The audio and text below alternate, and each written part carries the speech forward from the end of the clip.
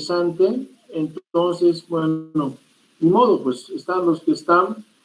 A ver si llegamos a los 40. Vamos a empezar. Voy a compartir pantalla.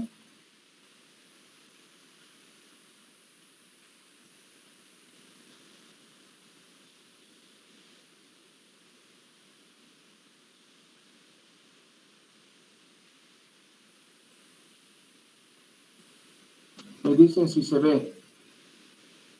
Se ve, doctor. Bueno, empezamos entonces la clase. Esta clase de hoy, la del lunes y la del martes, vamos a hablar de hipertensión arterial. Hoy voy a definir qué es la hipertensión arterial, les voy a dar algunas clasificaciones, algunos conceptos importantes. Va a ser una clase corta, además lo he hecho así pensando que es viernes y todo el mundo está cansado ya de la semana.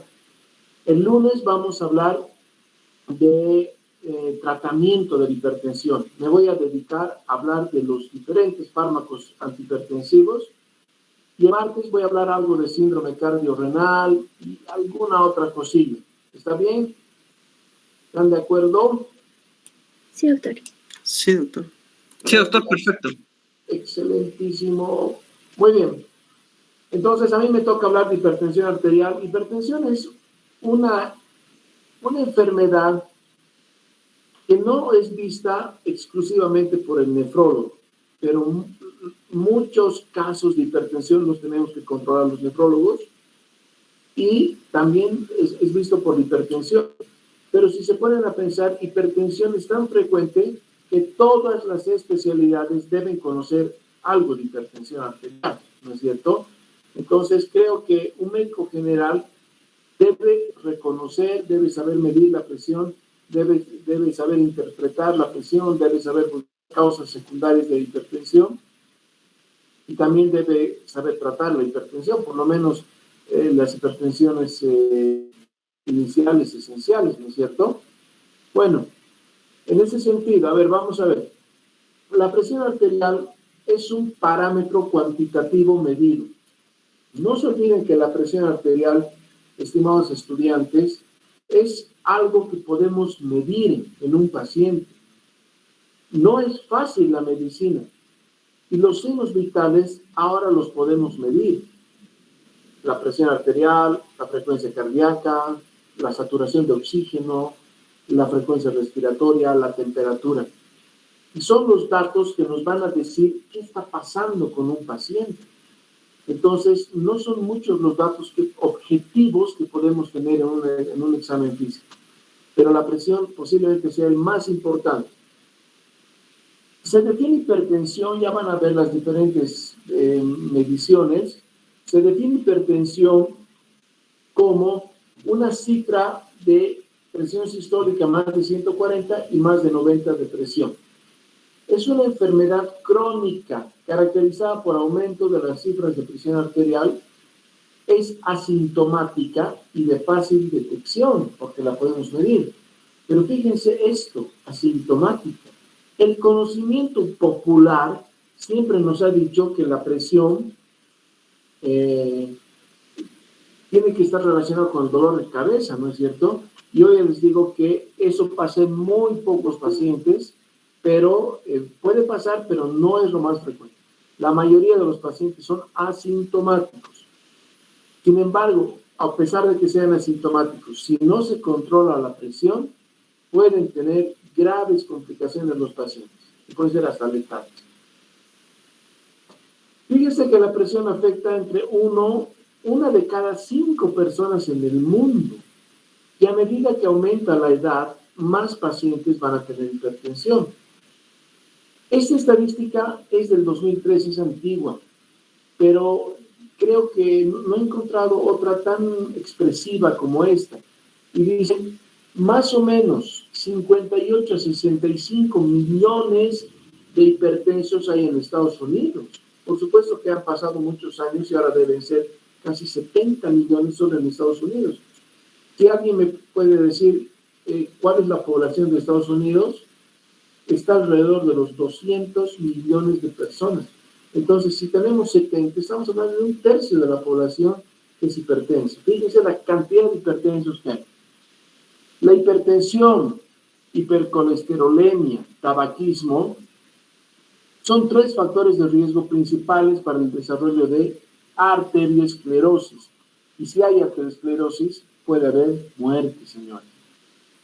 Hipertensión arterial, insuficiencia renal crónica, diabetes mellitus, obesidad, hiperuricemia, se denominan en conjunto algo que no se hablaba antes, pero en este siglo ya se habla mucho, que es el síndrome metabólico, y se la considera la epidemia del siglo XXI.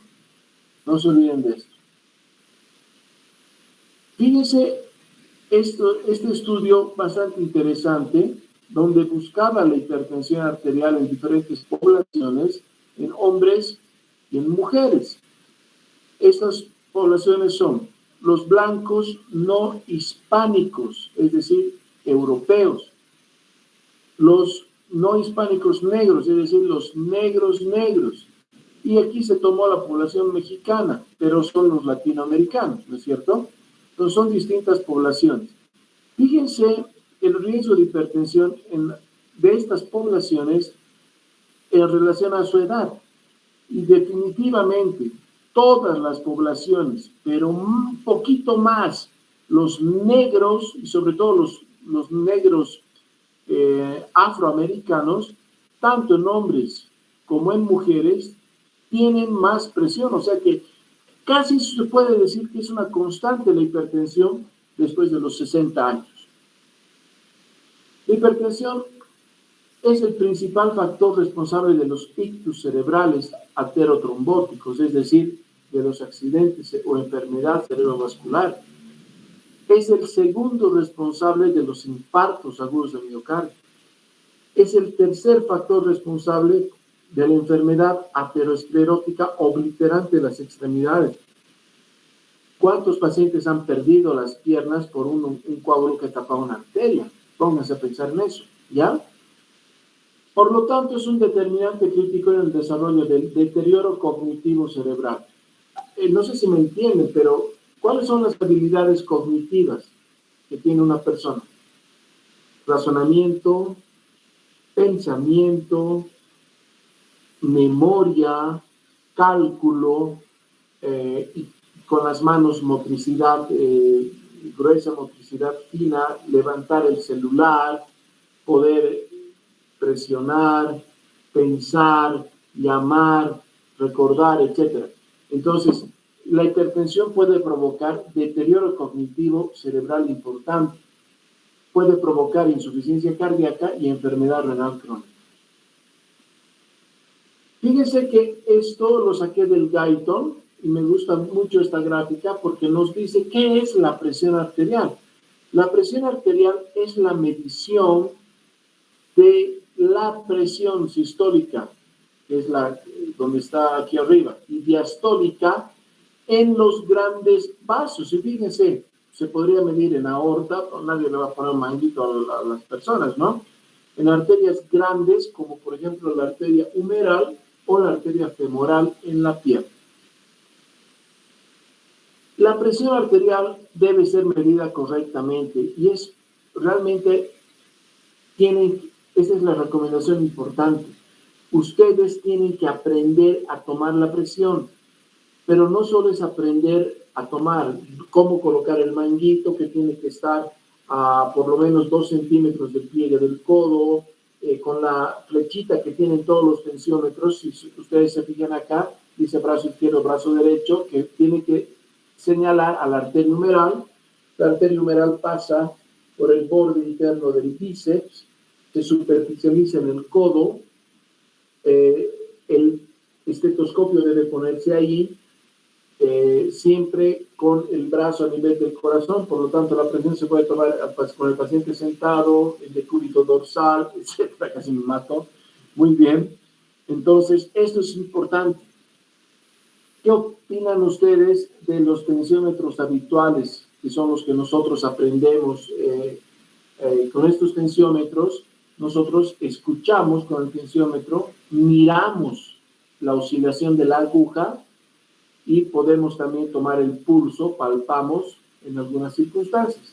Pero ahora han salido tensiómetros digitales o tensiómetros electrónicos, tanto de brazo como de muñeca. Quiero decirles que esto es importante, no son exactos. Hay algunos muy buenos aparatos que se acercan mucho a la presión verdadera, pero hay aparatos que tienen margen de error muy alto. Los aparatos de muñeca, más margen de error, por eso yo no les recomiendo a los pacientes un tensiómetro de muñeca, sino siempre un tensiómetro de brazo, ¿ya? Muy bien. ¿Cuál es la definición de hipertensión arterial? Estas son las últimas definiciones, no están actualizadas todavía. La American Cardiology, la Asociación de Cardiología Americana y la American Heart Association, que se dedica al estudio de la hipertensión, en 2007 han actualizado el concepto y fíjense que para ellos la presión arterial se define hipertensión arterial como una presión mayor de 130-80 milímetros de mercurio, ¿ya? Sin embargo, tenemos otras instituciones, que son la European Society of Cardiology y la European Society of Hypertension. O sea, son las guías europeas, definen a la hipertensión arterial como lo que hablábamos al principio, más de 140-90 en un paciente. Aquí les voy a dejar también las referencias bibliográficas de esto. Entonces, así se define. Ahora ustedes me dirán, esa es la definición, pero ¿cuál es la clasificación de la hipertensión? La clasificación les voy a mostrar ahora, pero no se olviden que la clasificación siempre es morosa. Siempre hay muchas cosas. Es mejor tener un concepto claro, pero aquí está. Para las guías europeas y americanas se pueden clasificar a la presión como presión arterial óptima, normal, normal alta, hipertensión arterial grado 1, 2, 3, ¿ya? Sin embargo, esto es para la europea, pero las americanas es una cosa más fácil. Presión arterial normal, 120-80. Algo elevada, 120-129 de sistólica y con menos de 80 de diastólica. Y la hipertensión estadio 1, 130-139, con 80-89, y el estadio 2, 140-90. No importa. La cuestión es que nosotros recordemos este número, 140-90, y otros que son más insistentes, si quieren, más minuciosos, pueden decir 130-90. Esto también es muy importante. Entonces, definimos la hipertensión arterial sistólica aislada. Esta es una cosa que es típica de personas mayores, porque la arteriosclerosis hace que pase esto. La sistólica es muy alta y a veces encontramos presiones sistólicas mayores a 140, pero podemos encontrar 160, 180, con diastólicas de 70 o de 60, con una brecha altísima entre sistólica y diastólica. Este cuadro se llama hipertensión arterial sistólica aislada o también hipertensión arterial del anciano. Acuérdense de eso, ¿ya? Entonces, en las personas mayores de 60 años se puede encontrar una sistólica elevada y una diastólica baja. ¿Qué es una crisis hipertensiva? Eso también, fíjense que a los que están, no les van a decir a los que no han entrado a clases, pero los que están en sala, les puedo preguntar esto en el examen. Una crisis hipertensiva es una presión arterial mayor a 180 sobre 120. Altísima la presión. Pero se denomina urgencia hipertensiva cuando hay una hipertensión severa con estas cifras, pero el paciente es sintomático. Es la que alguna vez vemos en el consultorio. El otro día encontré un paciente con 220 sobre 120. ¿Cómo está? Bien, algo mareado, pero tranquilo. Eso es una urgencia hipertensiva. Hay que bajar la presión de a poco, le das su tratamiento, empieza a tomar desde hoy este tratamiento, le puedes asociar 2 o 3 medicamentos y va a ir bajando la presión. Sin embargo, la emergencia hipertensiva, emergencia es de actuar ya. La presión elevada puede dañar un órgano blanco y producir insuficiencia cardíaca, un infarto agudo del miocardio, un una enfermedad cerebrovascular o encefalopatía hipertensiva. Y eso es bien importante porque en pacientes anticoagulados que pueden sangrar es muy grave, eso sí que hay que hacerlo rápido. Y en pacientes que han tenido cirugías vasculares, esas suturas se pueden abrir, ¿no es cierto? Entonces, esa es la emergencia hipertensiva. La presión de pulso. La presión de pulso se correlaciona con pérdida de la elasticidad de las grandes arterias, ¿ya? En la presión de pulso es la diferencia entre la presión sistólica y la presión diastólica, que es un índice de distensibilidad arterial. Eso para que sepa. ¿Qué es la hipertensión arterial maligna? Eso es muy importante. Se refiere a hipertensión con presión diastólica mayor a 120. El paciente puede tener hemorragias retinianas. Al fondo de ojo puede tener exudados y papiledema. Entonces, si no tenemos nosotros una cifra elevada, con diastólica mayor a 120 y un fondo de ojo patológico, no podemos decir hipertensión arterial maligna. Pero también puede haber en una hipertensión arterial maligna datos de encefalopatía hipertensiva. Es decir, el paciente va a tener alteración de la conciencia secundaria de la hipertensión arterial. La etiología de la presión arterial. El 90% de las hipertensiones son primarias o también llamadas hipertensión arterial esencial o hipertensión arterial primaria, esencial, idiopática también les dicen. Y el 10% de las presiones pueden ser secundarias, ¿ya? Esto es una cosa importante. En este cuadrito, en esta diapositiva, les resumo las principales causas de hipertensión arterial secundaria. Causas nefrológicas como enfermedad renal aguda o crónica, estenosis de la arteria renal, esto se llama nefropatía isquémica, poliquistosis renal, entre otras. Causas endocrinológicas, hiperaldosteronismo primario, es decir, puede haber un tumor en glándula suprarrenal, un síndrome de Cushing, un feocromocitoma, entre otros. Enfermedades cardiológicas, la coartación de aorta, provoca mucha hipertensión. En este caso, el paciente tendrá hipertensión en brazos y tendrá presión baja en piernas, ¿no es cierto? Porque hay una coartación. Las enfermedades ginecológicas del embarazo, síndromes hipertensivos del embarazo, también son bastante frecuentes. El otro día me llama una ginecóloga y me dice, tengo una paciente que está en tercer trimestre del embarazo y su presión está en 200, 100, por favor, vela. Entonces, tuve que verla y tuve que darle bastante medicación antihipertensiva para evitar que esa paciente haga una eclampsia, ¿no es cierto? Y causas medicamentosas. Pacientes, eso nunca se olviden. Lo más frecuente, un paciente que ha consumido cocaína llega a la emergencia no solamente excitado, alterado, sino que puede tener hipertensión arterial. Y esa hipertensión en un paciente que ha consumido cocaína puede provocar un infarto del miocardio. Entonces, la cocaína es una causa de hipertensión. Los antiinflamatorios no esteroideos, los anticonceptivos en mujeres, los corticoides, las anfetaminas. Ahora que está de moda y cada vez le dan más importancia al físico, las chicas quieren ser más flacas cada vez y muchas toman anfetaminas para adelgazar, cosa que no se lo recomiendo. Les voy a mostrar algunos ejemplos. Este es un tumor de glándula suprarrenal que al final terminó siendo un feocromocitoma. El feocromocitoma es una enfermedad importante porque tiene flushes el paciente, es decir, de pronto se le sube la presión acompañado de rubor facial y cuando tú tocas el abdomen puedes desprender o ¿cómo les puedo decir?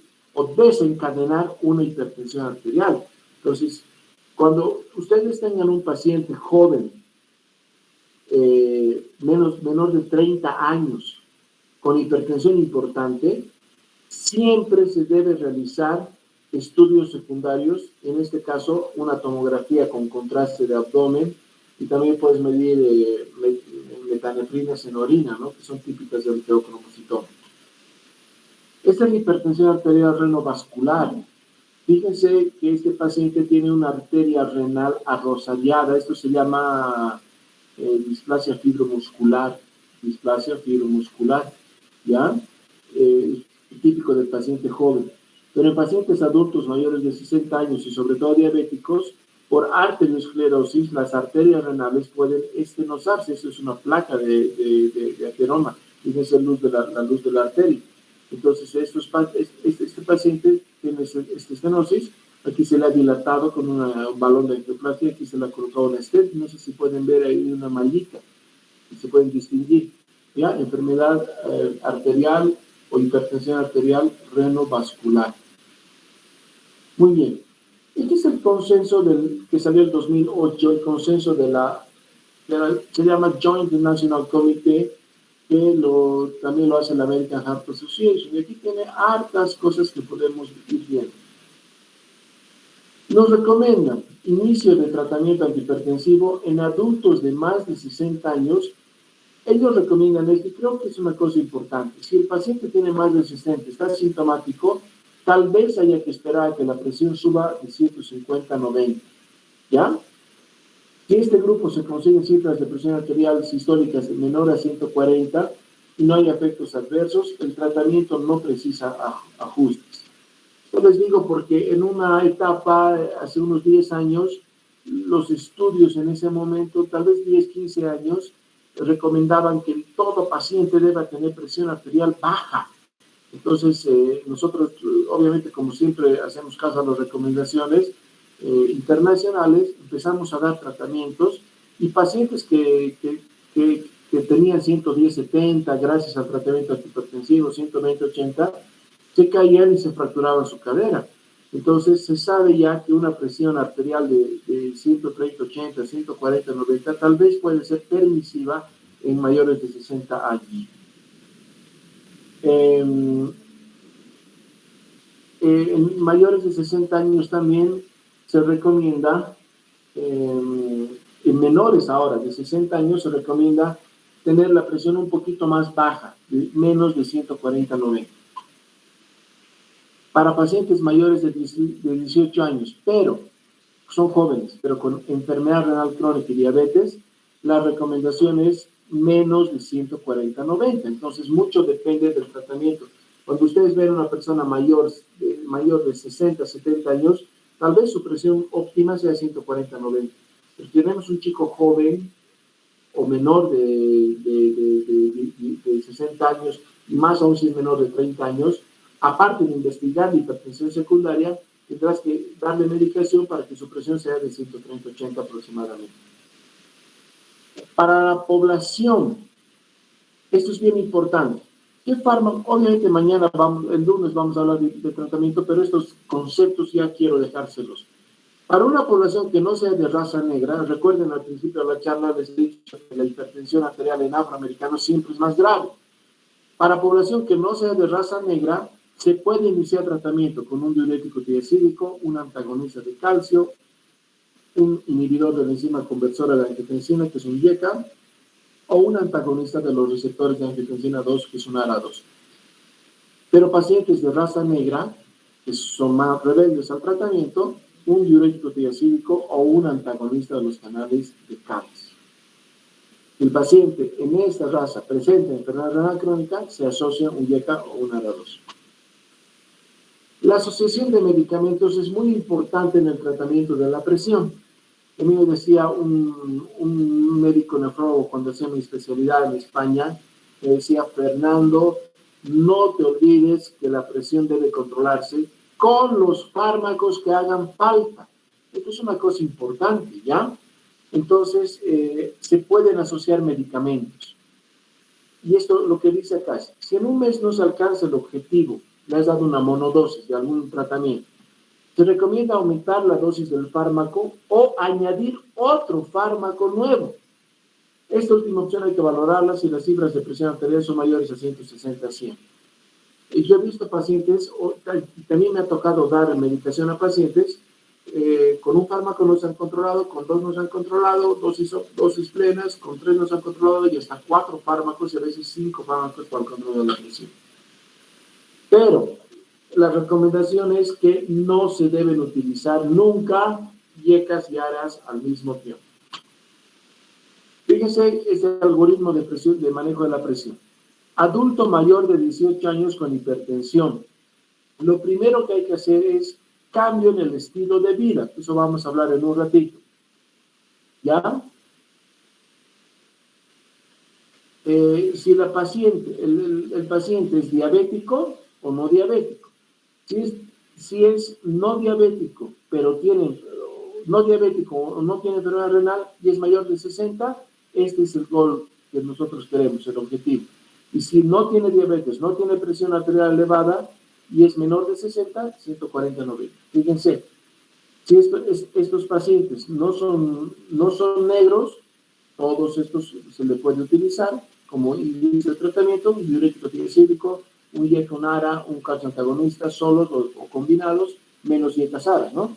Y si es negro, un diurético tiazídico o un calcio antagonista.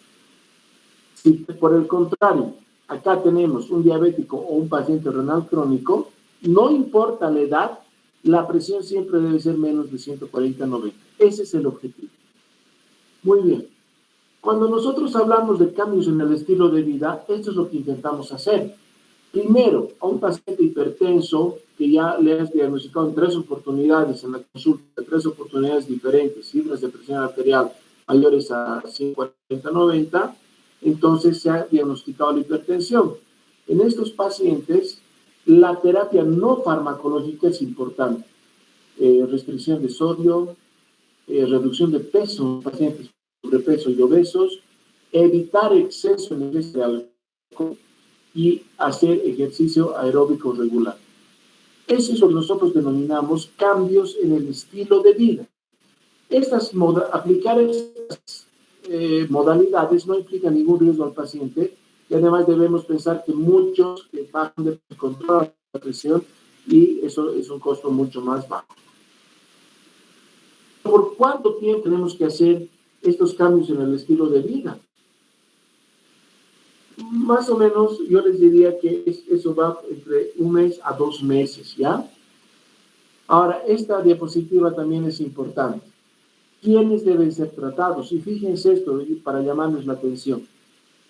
Pacientes con diferentes cifras, fíjense que la presión arterial sistólica es más de 170. Si tú asocias esto a una edad mayor a 60, fíjense que este paciente tiene alto riesgo, entonces ese paciente debe ser tratado, ¿no es cierto? El riesgo cardiovascular. Acá fíjense con un colesterol elevado no pasa mucho. Pacientes que fuman, un poquito más de riesgo. Pacientes hombres, más riesgo todavía. O sea, ser hombre es un factor de riesgo, ya saben, para hipertensión. En diabéticos más todavía y en mayores de edad más todavía. Entonces es importante. Y si tú tienes un paciente mayor de 60 años con tabaquismo crónico, obeso, tienes que tratarlo, pues definitivamente. Bueno, acá vemos que los pacientes hombres o mujeres tenían hipertensión arterial a través de los años, cómo se iba incrementando la presión. ¿Ya? Entonces, todos los pacientes que tengan una presión arterial normal, se sabe que van a ir aumentando y esos pacientes deben ser tratados en el futuro. Ahora, ¿qué antihipertensivo debo elegir? Esta es la a la charla del lunes. Primero, alcanzar el objetivo deseado. Ya hemos hablado de los objetivos. Reducir al máximo la mortalidad cardiovascular. No reducir la calidad de vida. O sea, tú tienes que reducir la mortalidad, pero la calidad de vida del paciente debe ser buena. Adaptar el precio a cada paciente. Y ningún antihipertensivo es perfecto. Esto también es una cosa que tenemos que tener en cuenta. Gracias. Bueno, no sé si hay alguna pregunta. Esta charlita la he hecho de esta manera porque creo que es importante que tengan los conceptos claros, las definiciones claras. Les he dado todas las definiciones en relación a la hipertensión arterial. Si tienen alguna pregunta, pueden hacerla ahora. Si no, nos estaríamos encontrando el lunes a las 8 de la noche. Buenas noches, doctor. Disculpe la pregunta. En el caso de los pacientes que utilizan anticoagulantes, mencionó que la hipertensión solía ser un poco más grave. ¿Por qué, doctor? ¿Por qué sería más grave? Porque la hipertensión puede producir una ruptura de un vaso sanguíneo, pues. Y si el paciente está anticoagulado, va a sangrar, que da miedo. Se puede morir un paciente. ¿Me entiendes? Imagínate que le rompa una arteria en su cabeza y está anticoagulado, el sangrado es masivo. ¿Ya? Ya, doctor, muchas gracias. Y una preguntita más, doctor. Entonces, en los pacientes mayores de 60 años, un valor arriba de 150, 90, ya nos debería alertar en que este paciente tiene hipertensión, ¿verdad? Sí, tiene que ser tratado. El objetivo en este grupo de edad, ya les he dicho, que es de 140-90. Pero en menores de 60 años es preferible que estén menos de 140-90, 130-80. Ese es el objetivo. Muchas gracias, doctor. ¿Alguna pregunta más? No sé si entendí mal, doctor. Quizás entendí mal. En los cambios del estilo de vida, por cuánto tiempo, nos dijo que era de 1 a 2 meses. ¿Es correcto eso? Eso es lo que yo he visto que es lo mejor. Sin embargo, hay libros que dicen hasta 3 meses con estos cambios en el estilo de vida. Obviamente, pues el paciente tú tienes que comprometer como médico al paciente, decirle, haga esto, tienes que hacerlo partícipe de su tratamiento. Porque si tú le dices, ¿sabe que tiene presión alta? Baje de peso, no coma sal, haga ejercicio y chao. Pero el otro va a decir, no me da la gana, ¿me entiendes? Pero si tú le dices, a ver, le voy a explicar el riesgo es que se le pueda tener un infarto o un accidente cerebrovascular o que su riñón no funcione. Importante, tú lo comprometas, el otro va a decir, sí, doctor, tú lo tienes que estimular al paciente, motivar, ¿ya? Ese paciente, si hace esas cosas, el resultado es en un mes, ¿ya? Pero si está 1 o 2 meses y no baja la presión, o no cambia el estilo de vida, o hay que darle el tratamiento farmacológico. ¿Está bien? Sí, doctor, entendido. Y una cosita más sobre lo que nos decía de la hipertensión arterial maligna. ¿Nos podría repetir una vez más los parámetros, doctor? Por favor. Sí, una hipertensión arterial maligna es cuando la diastólica está por encima de 120, pero tienen que haber 2 cosas. Fondo de ojo patológico con exudados o edema de la papila o encefalopatía hipertensiva, es decir, compromiso de la conciencia por la presión arterial. Esas 2 situaciones se denominan hipertensión arterial maligna. Está bien, doctor. Ahora sí está súper claro. Gracias, doctor. Bueno, ¿tiene alguna pregunta más? Buenas noches. Adelante. Buenas noches, doctor. Va a disculpar la molestia. No escuché muy bien, doctor, en la parte en donde mencionaba que aquellos pacientitos mayores de 60 años que tenían hipertensión arterial, cuando sufrían una caída, tendían a fracturarse la cadera o algo así, doctor. Escuchaste mal, Paulita, pero no te preocupes, que te aclaro. El objetivo de la presión arterial en adultos hemos dicho que es mejor tenerlos en 140-90. ¿Está bien? Hasta ahí está claro, ¿verdad? Sí, doctor. Hace 10 o 15 años, las guías nos decían que mientras mejor se controla la presión arterial, mientras más baja esté la presión arterial, los pacientes tenían menos riesgo cardiovascular. Entonces, ¿cómo se dice? Hicieron que los médicos ajusten, den más medicamentos, aumenten las dosis, asocien más fármacos y los pacientes empezaron a tener presiones más bajas, pero tenían complicaciones por la presión baja, por la hipotensión. Se mareaban, se caían y se podían fracturar pues, los huesos, ¿me entiendes? Entonces ya se sabe ahora que la hipertensión arterial no se debe bajar tanto. Por eso hay objetivos de presión, ¿ya? Está bien, doctor. Muchas gracias. Va a disculpar. No es nada, con todo gusto. Si hay alguna pregunta más, la respondemos. Si no, vayan a disfrutar de su viernes, estudien, ya la mejor... ¿y saben qué? Me he olvidado grabar la clase. Vamos a repetir. Mentira. Bueno, ni modo, cerraremos esta clase. Doctor, una consulta. ¿Cuántas tomas se tienen que realizar, digamos, para decir que una persona tiene hipertensión arterial elevada? Ya, es una buena pregunta. Primero, tú tienes que ver que un paciente que le tomes la presión arterial la primera vez no tenga demasiado estrés, no tenga el síndrome de bata blanca, que han debido escuchar mucho, que el paciente ve al médico y se le sube la presión. No tenga otros factores que han podido elevar la presión. Por ejemplo, el otro día vi un chico joven, 18 años, ¿ya? Y me lo trajeron por hipertensión arterial y tenía 160, 100. A los 18 años, ¿qué pasa acá? Entonces le pedí una ecocardiografía, una ecografía Doppler de riñones, le medí renina-aldosterona, le medí, bueno, varias cosas. Y resulta, este chico no me dijo, pero resulta que había estado tomando medicamentos para el acné y eso le causaba la hipertensión. Entonces le suspendimos el medicamento y la presión empezó a bajar, ¿me entiendes? Entonces ese paciente no era hipertenso, sino que tenía una hipertensión secundaria a un medicamento. Ahora, si el paciente no tiene ninguno de estos factores, lo que tú tienes que hacer es llamarlo a tu consulta en una segunda oportunidad, tratar de que el ambiente sea agradable, tranquilo y volver a medirlo. Si la presión arterial está más alta o está igual, hay que hacer una tercera vez. Y si la tercera vez el paciente sigue con presión elevada, hay que considerarlo hipertenso. Si tú tienes, pero por si acaso, si la presión arterial en la primera consulta es de 170, 100, creo que también vale la pena pensar en un tratamiento farmacológico antes. Hay que individualizar al paciente, ¿ya?